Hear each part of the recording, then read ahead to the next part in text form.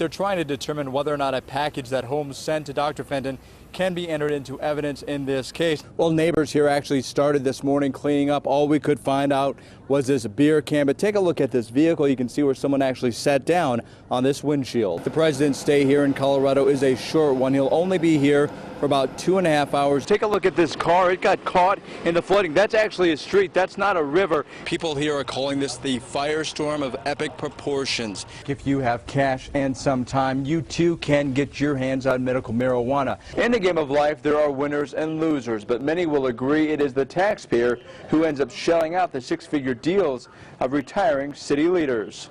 Church leaders can sue him for what he's about to say.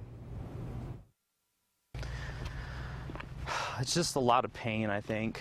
A lot of just mistrust with that church. I mean, I've tried going back and sitting through services. It's just really hard. For more than 2 years, Grant kept a secret from those he once considered his family. You know, who's going to believe me? I'm just some 22-year-old kid. He claims back in 2006, while on a trip to Cripple Creek, former New Life pastor Ted Haggard took advantage of him. He asked me if we were going to be godly or bad that night. What did he mean by that?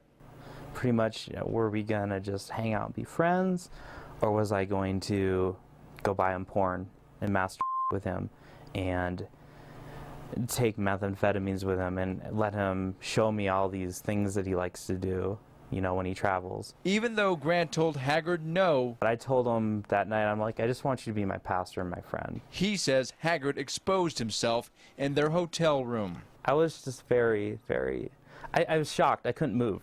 Like, I couldn't breathe, I couldn't move. I'm like, is this really happening? Grant was fearful to say anything to anyone. And he kind of made me have a guilt trip about it, so I wouldn't say anything.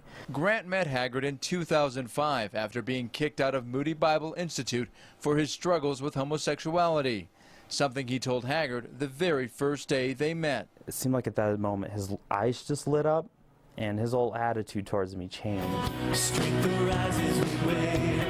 That feeling of acceptance gave Grant new hope. He believed New Life would be a place where he could heal and possibly be a pastor himself. I'm like, this must be God. Why would this big guy, you know, this big evangelical leader be taking such an interest in me? After that life-changing night in Cripple Creek, Grant says he fell back into isolation, drinking heavily and taking prescription drugs. He says he even tried to commit suicide 4 separate times. All I wanted to do was just die. Like, I'm just like, this is not why I came to Colorado Springs.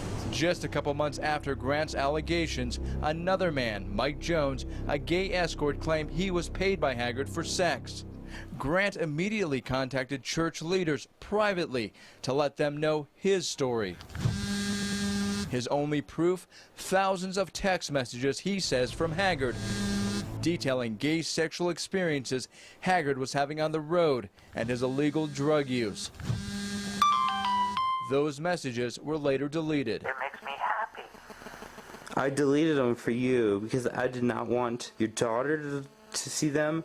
I did not want your son to see them. I did not want your family to see them. I did not want your wife to see them. This is a phone call between Grant and Haggard, recorded in July of 2007, while Haggard was living in Arizona. So you deleted all those text messages? Yes. Wow, and you didn't save them in any other form? Grant recorded the call after he says the church failed to keep their promise to help him with counseling and medical bills. I didn't save them. I don't have them saved to my computer. I don't have them saved. It was a different phone. I even have a new phone now. Oh, Grant. Thank you for doing that. In part of that call, Haggard admits what he did with Grant was wrong and tries several times to get him to drop his pending lawsuit. It's better to forgive and let it go. Yeah. Forgive the people that have wronged you. I've wronged you. Forgive me. If the church has wronged you, forgive it. Forgive us our debts. But Grant says he couldn't forgive when they backed out of their promise to pay his medical bills.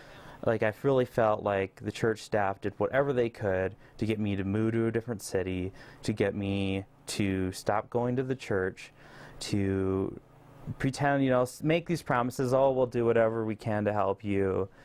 But their main focus was, you know, cover it up don't say anything. You'll regret it if you come forward. And they think that Ted Hager is not a harm to the community. And I really think that they're wrong. I think that they're dead wrong. And I think unless people come out and speak about what happened there, that this man could possibly do this again. Now, Grant still has not seen all of the money he was promised. He is due one more check from the church for the money already paid out. Now, Pastor Brady Boyd says he will not demand this money back. He says the money paid out is insurance money, not tithings from the church. You have cash and some time, you too can get your hands on medical marijuana. Many times you don't even need to have any medical proof, just some aches and pains. How you doing? Doing good. Is it 45? Yeah. What you're watching is a hidden camera investigation So it's like probably like a 4.5 gram eighth anyway. on how easy and quickly it is to get certificates needed to get medical marijuana. This is the sample of the skunk weed. This transaction is legal, and all it took was a signature from a doctor and some of our cash. Our journey into the world of medical marijuana started here at a plain-looking building just outside of Denver. Take this, go ahead and fill it out. It's 3 pages. The lobby sits right next to a Panera Bread and is full of people waiting to see a doctor, even this person in scrubs. And you were able to cut some medical records? Our undercover producer took this one-sheet medical record as proof of a knee injury he got a year ago. Kind of like if you were to take like a string and like pluck it. The medical record from a year ago shows he is only to take ibuprofen to relieve his pain. He tells the doctor, who he is seeing for the first time, that he has not tried any other prescription medication and did not want to try physical therapy. It just hurts while I'm doing stuff.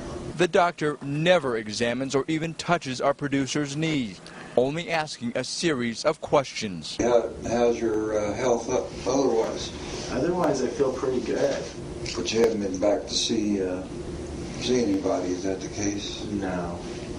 Okay. Have you tried marijuana for the problem, or?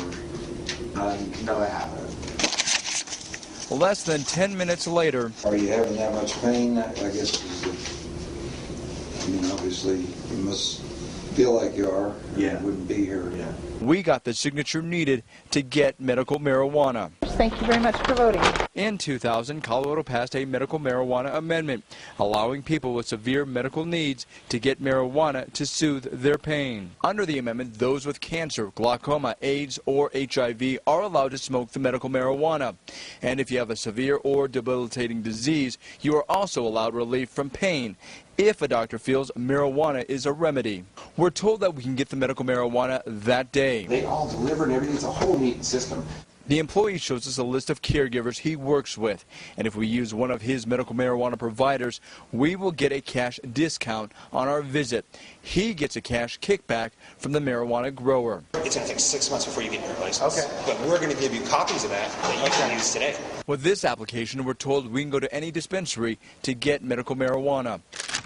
The reason we can get it immediately, we're told, is because the state can't keep up with all the license applications it's getting for medical marijuana under Amendment 20, applications that are supposed to be approved within 30 days. We are processing them as quickly as we can. Ron Hyman, the director for licensing, has asked the state for more tax money to hire 20 new employees to help with the backlog.